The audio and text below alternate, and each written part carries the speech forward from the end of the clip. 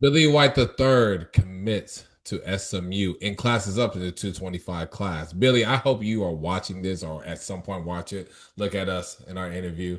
That is the futures interview with Field of 68 at athlete.ai. We have the old athlete.ai logo. But this was way back. Billy, you're one of my first interviews. Congrats to you. But shoot, what do you think of the fit with Billy? And what are your thoughts of him class up in 225? I think it's a win for Billy. You know, you get to this point where you just kind of want to grow your game, grow physically, and just kind of start. So for him, Coach Enfield, SMU, I think he fits them and Coach Enfield's style personally, as far as just being a low maintenance kid.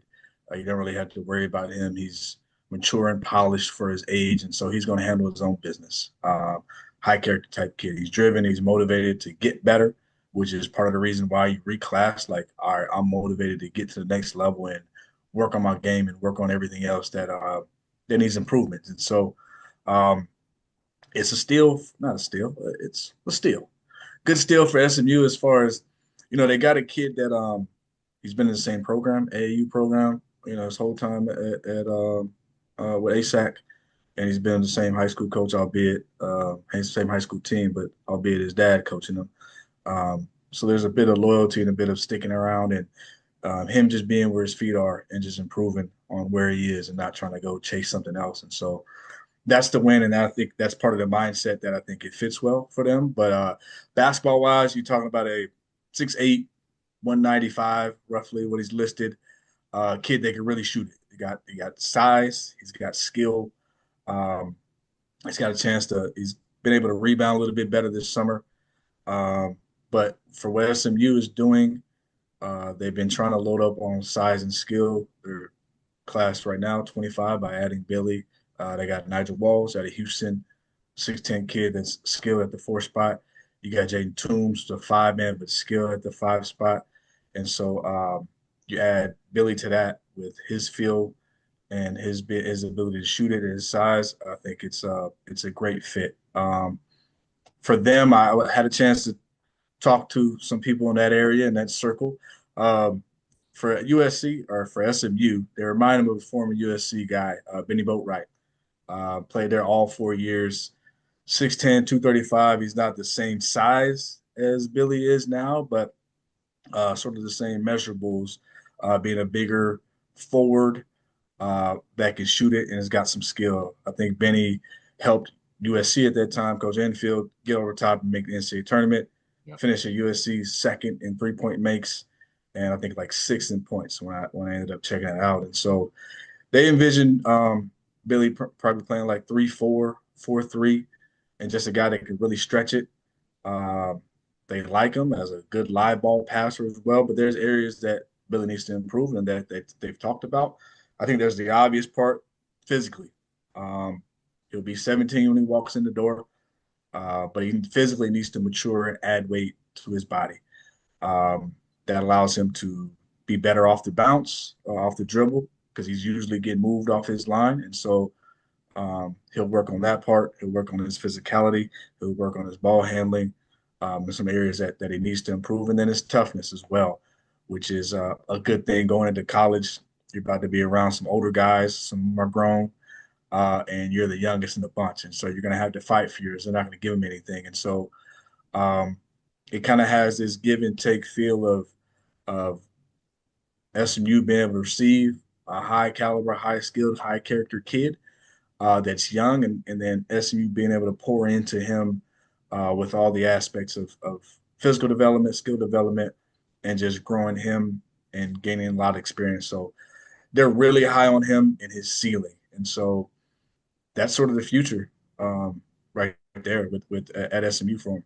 Yeah, I definitely think this is a play for down the road. Like definitely like year two. Can you imagine a front court of Jaden Toombs at the five, Billy White at the three, and like Nigel Walls at the four, right? I like this. I don't think he'll really I mean there'll be the opportunity to potentially play early, right? But I definitely think this is probably more of a red shirt just grow, develop. There was talks about him potentially leaving schools, right? To kind of maybe go to somewhere a little bit more competitive.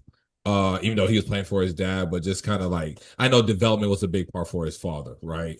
Not saying Corpus Christi Veterans Memorials that wasn't competitive; they were really good, but I do know they were really looking for him to it. What would it look like for him to be in a more competitive environment? So classing up to 225, being with SMU, I definitely think like when we talk about future, it does sound weird, right? Because everyone's like portaling after a year, but with him, I do think like SMU is looking to retain their young core pieces, and they can. There's a lot of versatility and a lot of like 5-out type situations they can do down the road just with the addition of Billy. So I think it's a really good get. I think this is a great situation for Billy to really develop. He's close. He's still in the Lone Star State, which I know that's important for his family as well.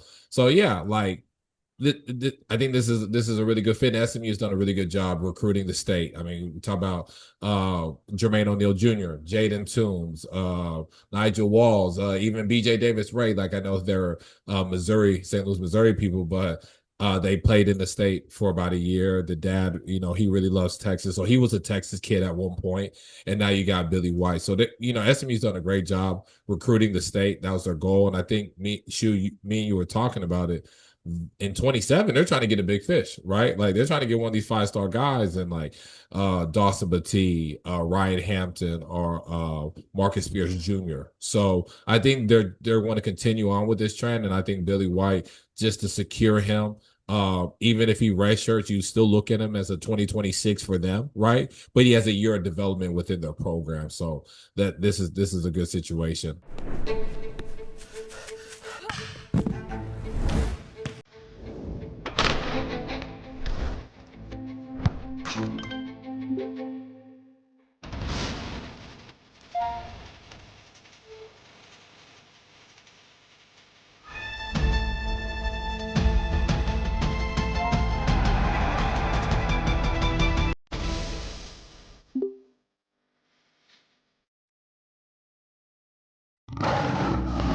If you haven't heard by now, we have partnered with BetMGM for the season. We'll be using BetMGM lines to make all of our picks, and we'll have special offers for the listeners and the viewers. Download the BetMGM app and sign up using the bonus code FIELD. Deposit at least $10 and place your first wager on any game, and you'll receive up to $1,500 in bonus bets. Go download the BetMGM app and use the code FIELD today. Now that he's class up in 25, shoot, where would you rank him in this class?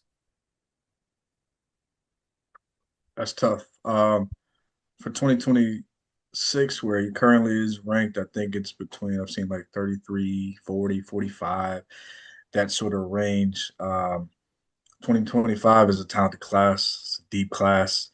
If you kind of go guys around that area, you got, Jameer Jones, I think at like 45 or, top 50. Sebastian Williams Adams, 50. Hudson Greer, top 50. You know what I mean? Those type of kids, which I would put right now over Billy. And so as you further go along, even his soon-to-be teammate Nigel Walls is roughly in the 80s as far as ranking. So I would probably put Billy in a range of 75 to 100, and that sort of last quarter space. You kind of get to that space is more of like that last 25 in that range. More like give or take what you like. There's not a lot of huge separation, but that's probably where I'd put him. I'd put him near Walls. I'd probably take Walls right now for if we're putting them side by side.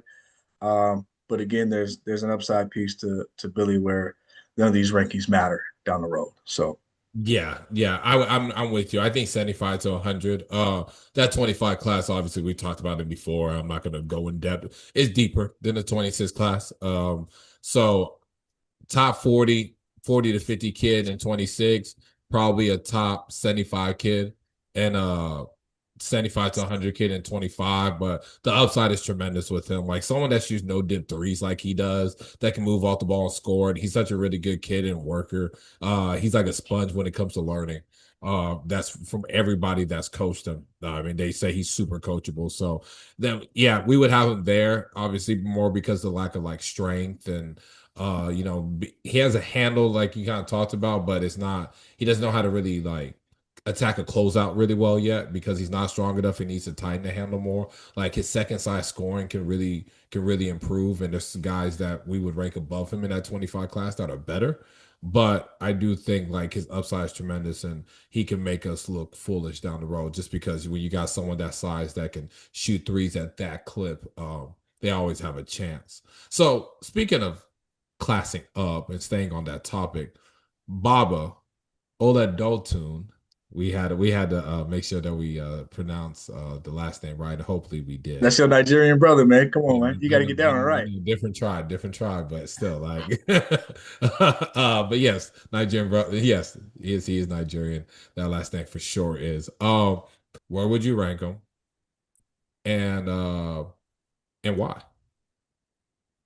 26. So what? Currently now, number one, arguably some people would throw in Bruce Branch, but he's been holding down that number one spot for a while, and for good reason. He got the great size, 6'9", diversified offensive skill set, can really score it, and it is an extreme competitor. And you can really see the upside there for him as far as the kid with that sort of competitiveness and skill set. And sometimes I feel like he always rises to the occasion when I've had a chance to watch him play. But if he's reclassing, he's moving up. You're talking about 26 class.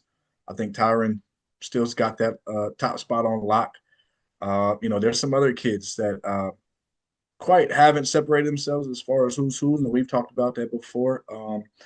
But with great positional size, the upside, if he reclasses, but he's been playing up this past summer, and it hasn't looked the prettiest, but there's been production in ways that he's found ways to compete and add to winning, whether that's rebound, timely shots, offensive putbacks, playing hard on D. Those things I love. And so if I had to place him, I'm for sure going to put him in top 10. Now it's like who you moving out the way. Don't think it's George Smith. Don't think it's Caleb Holt. I really like Anthony Thompson. Who else am I missing here? Dylan Mingo. I like. So he gets in there, then he starts jostling with those guys and the ones that fall after Christian Collins, so on and so forth, Jason Crow. So I'm gonna say top 10. We talked a little bit later offline, and you said top three. Why you got top three? Yeah, I say top three. I think Tyron and Jordan 1 and 2, and I mentioned this in previous pods that they're 1 and 2, and there's a sizable lead. Caleb Holt has done a really good job. Someone that's kind of in that mix, and JJ Andrews with his performance in Peach, obviously getting Peach Jam MVP. I definitely think he needs to be talked about more, especially in that top 10. I'm a big fan of Anthony Thompson, but I have Bob at number 3. Um, just at his size and his versatility offensively. He's really good using hesitations and getting to his pull up. I know his 3-point percentage wasn't great at Peach, but I think he's a better shooter than his percentages show. He's someone at his size that can be able to create his own shot.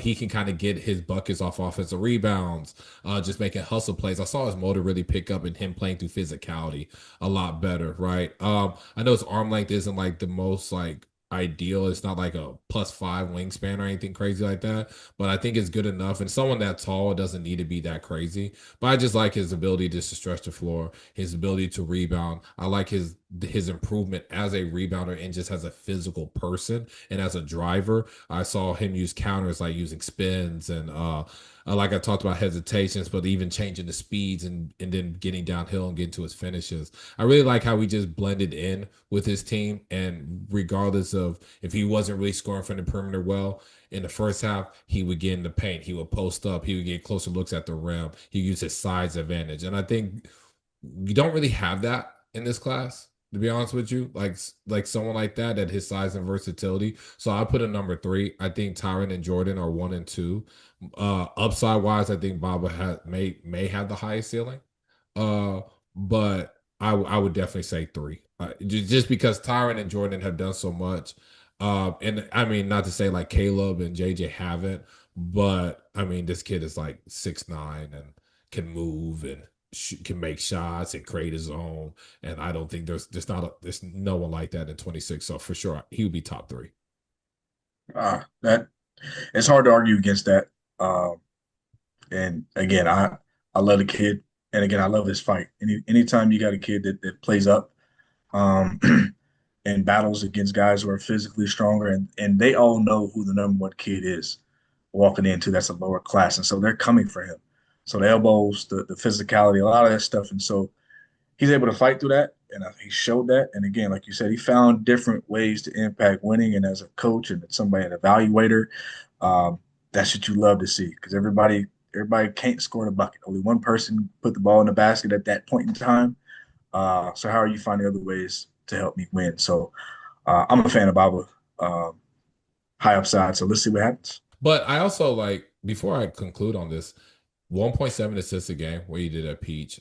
People may think that's a small number. I think for someone like that and how he kind of got his assists, he was a really good ball. He was a good ball mover off the dribble. He created like a lot of attention, and then he made the pass to like the guy in the dunker spot and stuff like that. I'm really intrigued what type of passer he can be down the road and playmaker. So yeah, I want to really point that out. Yeah, he still plays a little too upright for my liking. He needs to polish up his game. He needs to, add more functional strength and all those things, right, when it comes to Baba. But I just really like the prospect that he is, the improvement over when he first started playing 17s to now. And I just think he's going to continue to progress throughout the year. So yeah, again, this pod was about Billy White. Congrats to him committing to SMU as the 2025. Shu lives in Dallas. I live in Houston, so we'll be seeing Billy a lot during in this next year, even if he's not playing in the games. We'll be at practices. If he is playing the game, that's even better. Uh, but yeah, guys, this is Billy White reaction pod.